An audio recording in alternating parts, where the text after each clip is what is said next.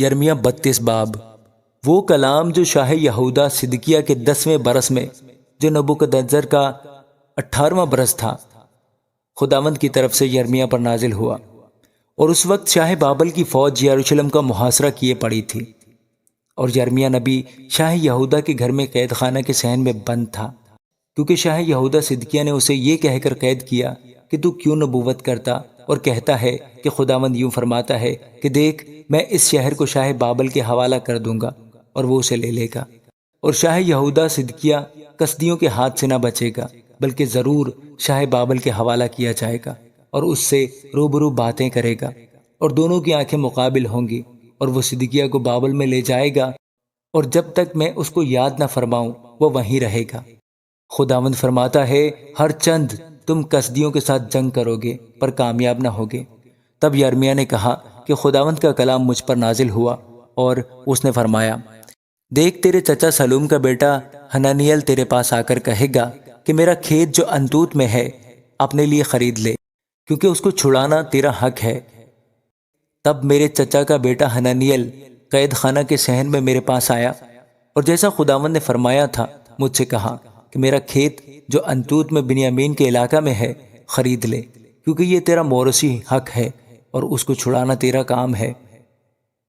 اسے اپنے لیے خرید لے۔ تب میں نے جانا کہ یہ خداوند کا کلام ہے، اور میں نے اس کھیت کو جو انتوت میں تھا اپنے چچا کے بیٹے حنانیل سے خرید لیا، اور نقد 70 مسکال چاندی تول کر اسے دی،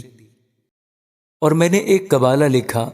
اور اس پر مہر کی اور گواہ ٹھہرائے، اور چاندی ترازو میں تول کر اسے دی۔ سو میں نے اس قبالہ کو لیا، یعنی وہ جو آئین اور دستور کے مطابق سرب مہر تھا، اور وہ جو کھلا تھا، اور میں نے اسے اس قبالہ کو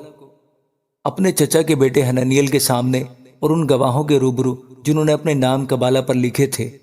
ان سب یہودیوں کے روبرو جو قید خانہ کے صحن میں بیٹھے تھے، باروک بن نیریہ بن مہسیہ کو سونپا۔ اور میں نے ان کے روبرو باروک کو تاکید کی کہ رب الافواج اسرائیل کا خدا یوں فرماتا ہے کہ یہ کاغذات لے، یعنی یہ قبالہ جو سرب مہر ہے اور یہ جو کھلا ہے، اور ان کو مٹی کے برتن میں رکھ، تاکہ بہت دنوں تک محفوظ رہیں، کیونکہ رب الفاج اسرائیل کا خدا یوں فرماتا ہے کہ اس ملک میں پھر گھروں اور کھیتوں اور تاکستانوں کی خرید و فروخت ہوگی۔ باروک بن نیریہ کو قبالہ دینے کے بعد میں نے خداوند سے یوں دعا کی، آہ اے خداوند خدا، دیکھ تو نے اپنی عظیم قدرت اور اپنے بلند بازو سے آسمان اور زمین کو پیدا کیا، اور تیرے لیے کوئی کام مشکل نہیں ہے۔ تو ہزاروں پر شفقت کرتا ہے، اور باپ دادا کی بد کرداری کا بدلہ ان کے بعد ان کی اولاد کے دامن میں ڈال دیتا ہے، جس کا نام خدائے عظیم و قادر رب الافواج ہے، مشورت میں بزرگ اور کام میں قدرت والا ہے۔ بنی آدم کی سب راہیں تیری زیر نظر ہیں، تاکہ ہر ایک کو اس کی روش کے موافق اور اس کے اعمال کے پھل کے مطابق اجر دے، جس نے ملک مصر میں آج تک اور اسرائیل اور دوسرے لوگوں میں نشان اور عجائب دکھائے، اور اپنے لیے نام پیدا کیا جیسا کہ اس زمانہ میں ہے، کیونکہ تو اپنی قوم اسرائیل کو ملک مصر سے نشانوں اور عجائب اور قوی ہاتھ اور بلند بازو سے اور بڑی ہیبت کے ساتھ نکال لایا، اور یہ ملک ان کو دیا جسے دینے کی تو نے ان کے باپ دادا سے قسم کھائی تھی، ایسا ملک جس میں دودھ اور شہد بہتا ہے۔ اور وہ آ کر اس کے مالک ہو گئے، لیکن وہ نہ تیری آواز کے شنوا ہوئے اور نہ تیری شریعت پر چلے، اور جو کچھ تو نے کرنے کو کہا انہوں نے نہیں کیا، اس لیے تو یہ سب مصیبت ان پر لایا۔ دمدموں کو دیکھ، وہ شہر تک آ پہنچے ہیں کہ اسے فتح کر لیں، اور شہر تلوار اور کال اور وبا کے سبب سے کسدیوں کے حوالے کر دیا گیا ہے۔ جو اس پر چڑھ آئے اور جو کچھ تو نے فرمایا پورا ہوا، اور تو آپ دیکھتا ہے۔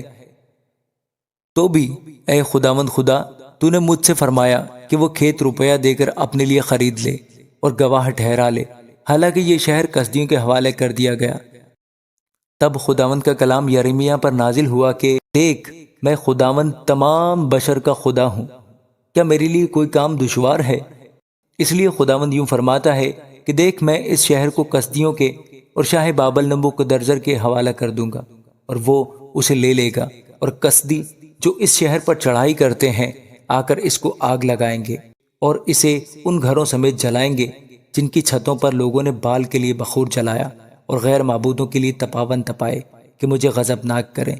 کیونکہ بنی اسرائیل اور بنی یہودہ اپنی جوانی سے اب تک فقط وہی کرتے آئے ہیں جو میری نظر میں برا ہے، کیونکہ بنی اسرائیل نے اپنے اعمال سے مجھے غضبناک ہی کیا۔ خداوند فرماتا ہے، کیونکہ یہ شہر جس دن سے انہوں نے اسے تعمیر کیا آج کے دن تک میرے قہر اور غضب کا باعث ہو رہا ہے، تاکہ میں اسے اپنے سامنے سے دور کروں۔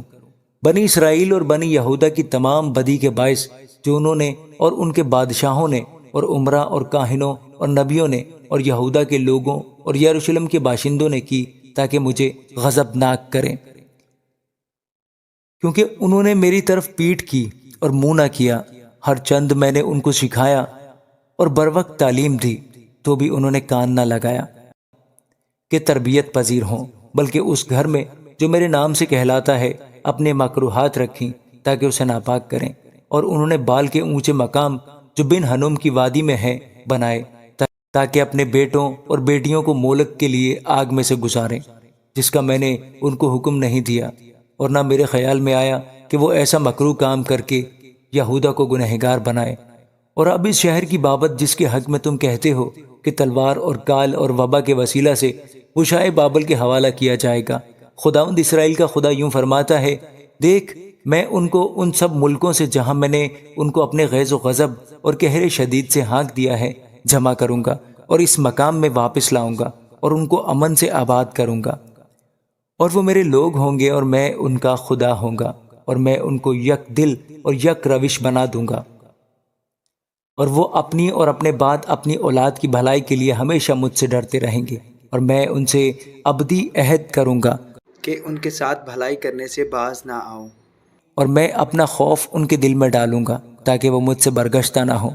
ہاں میں ان سے خوش ہو کر ان سے نیکی کروں گا، اور یقیناً دل و جان سے ان کو اس ملک میں لگاؤں گا، کیونکہ خداوند یوں فرماتا ہے کہ جس طرح میں ان لوگوں پر یہ تمام بلائے عظیم لایا ہوں، اسی طرح وہ تمام نیکی جس کا میں نے ان سے وعدہ کیا ہے ان سے کروں گا، اور اس ملک میں جس کی بابت تم کہتے ہو کہ وہ ویران ہے، وہاں نہ انسان ہے نہ حیوان،